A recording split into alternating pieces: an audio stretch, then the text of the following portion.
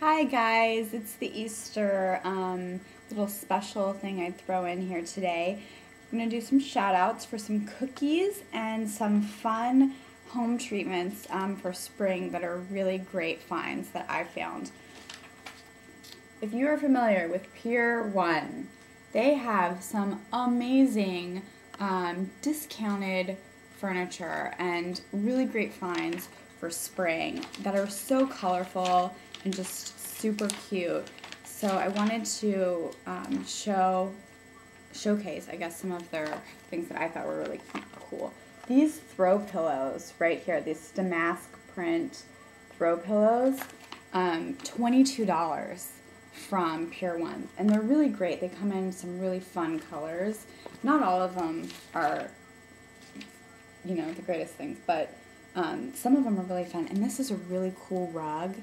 Only $319 for that rug. It's got a really cool print. I've gone in and I felt the quality of the fabric. It's a nice tight weave. Just to give you some background, I have a degree in fiber properties, so you'll probably hear me talk about that a lot. It's the chemistry of fashion, if you will. Before I wanted to become an actress, or I guess I did want to become an actress at the same time, but my parents made me follow through with a very strong degree, if you will, in science, which is fine with me because that's kind of like my forte, and I always really enjoyed science growing up. So I'll try to help you guys find some of the greatest kind of fabrics and clothes, all the way to fabrics for things around your house, for pillows, like these great pillows that we got from Pier 1. 20 bucks. Same. And these. Pier 1. And the fabrics are great and durable enough, and I'll talk about all kinds of different crazy fabrics and the prices that you should be expecting to pay for them in different times. This is a really cool chair, I thought, too. Another damask print here, $179. You can't beat that. So be sure to go and check out Pier 1's spring items. They just have some really cool stuff. And those are the main items that I wanted to kind of like point out for you guys. And they have amazing latte cups. I'm talking about cups like this big to drink your cup of joe in, or your cappuccino, or whatever. I love them. I can't get enough. Another thing I'm going to kind of shout out, Cheryl & Company Cookies. This company is based in Columbus, Ohio. So that's kind of like the only reason that I even know about it. And I feel like a lot of the rest of the country is without because they don't know about it. But they make amazing cookies. Like, I'm talking just out of this world, yummy baked goods. And it started with two women from Columbus who were friends, and they were sick of their 9-to-5 day job. And they were like, hey, we bake cookies, and they started baking them for friends, and they said they should start a company, so they did.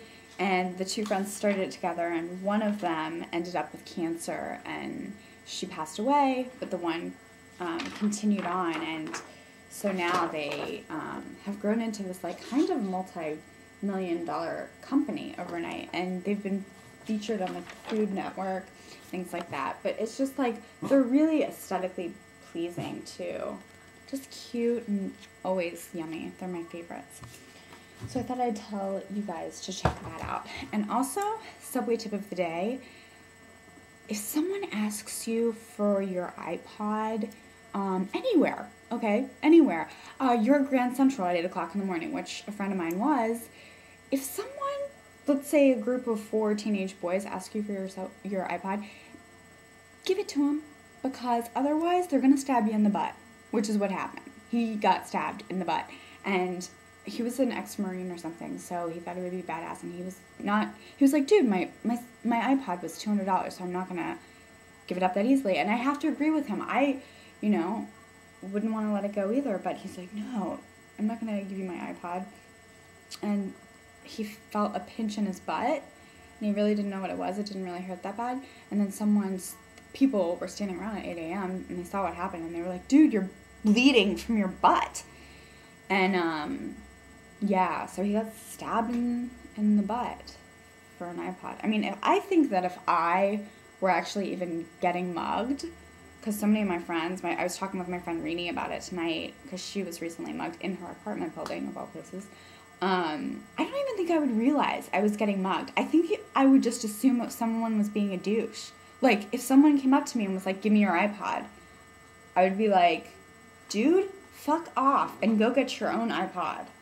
Are you joking right now? Excuse me. And I would go on and, like, I don't think it would register with me that he's, like, really not giving me an option here.